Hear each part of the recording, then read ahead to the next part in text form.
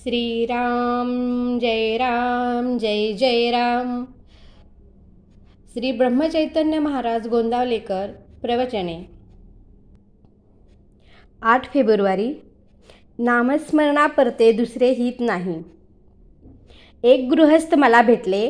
ते म्हणाले, मला देव पाहावासा वाटतो। तुम्ही पाहिला आहे का? मी म्हटले, पाहिला आहे। त्यांनी विचारले, तो मला दिसेल का? मी म्हटले, दिसेल, पण या डोळ्यांनी दिसणार नाही। देवाला पाहण्याची दृष्टी वेगळी आहे। आज आमची विषयाची दृष्टी आहे, ती भगवंताची नाही। आपल्याला भगवंत पाहायचा असेल तर त्याला एकच उपाय, भगवंताच्या नामात राहावे। नामाशिवाय दुसरा मार्ग नाही। सगळ्यांना माझे सांगणे आहे, हे ऐकणे अत्यंत जरूर आहे। बरे, ऐकणे कशासाठी? तर मी बरोबर मार्गाने जातो आहे की नाही ते कळण्यासाठी। पण नुसते ऐकून चालणार नाही, ऐकून कृती केली तरच साधेल। ती तुम्ही करा, आचरणात आणलेले तेवढेच कामाला येईल। सगळ्यांनी नामस्मरण करा। नामस्मरणासारखा कल्याणाचा दुसरा मार्ग नाही। जे सहज आपल्या जवळ आहे, अत्यंत उपाधिरहित आहे, जे कुणावर अवलंबून नाही, असे जर काही असेल तर ते भगवंताचे नाम आहे। तेव्हा शुद्धतेने, शुद्ध आचरणाने जो ते घेईल त्याचे राम खरेच कल्याण करील। आपल्या गुरुने जे सांगितले ते सत्य मानावे। या मार्गाने 100 पावले गेलास तर खजिना सापडेल असे गुरुनी सांगितले, तर दुसऱ्या मार्गाने 200 पावले जरी गेला तरी त्याचा काय उपयोग?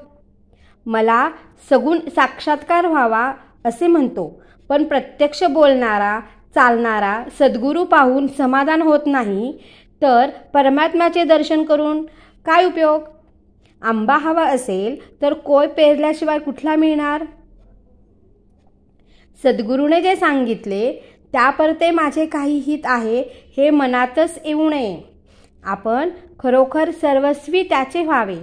नामस्मरणापरते दुसरे हित नाही। माझ्या नामाने घरात आजारी पडलेला मनुष्य बरा व्हावा म्हणणे म्हणजे त्या नामाचा विषयाकडे उपयोग नाही का केला? बरे झाल्यावर ज्याप्रमाणे आम्ही बाटलीतले औषध टाकून देतो, त्याप्रमाणे गरज संपली की आम्ही देवाला विसरतो।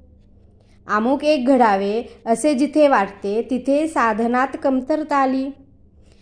एका सद्गुरू वचनावर विश्वास ठेवला म्हणजे सुखदुःखाच्या गोष्टीवर मनावर परिणाम होत नाही। मोठा अधिकारी झाला तरी पोराबारांबरोबर खेळताना ज्याप्रमाणे तो त्यांच्यासारखा होतो त्याप्रमाणे व्यवहारात वागावे। आपण निर्लोभतेने वागावे। खेळात ज्याप्रमाणे आपण चुकू देत नाही त्याप्रमाणे प्रपंचात करावे। प्रपंचाचा सहवास वरवरचा असावा, त्याचा वास आत नसावा। आत फक्त भगवंताचा वास असावा। गुरुचरणी अत्यंत विश्वास आणि साधनाचा अखंड सहवास। येथे प्रपंचाचा सुटला फास, हाच परमार्थाचा मार्ग आहे खास।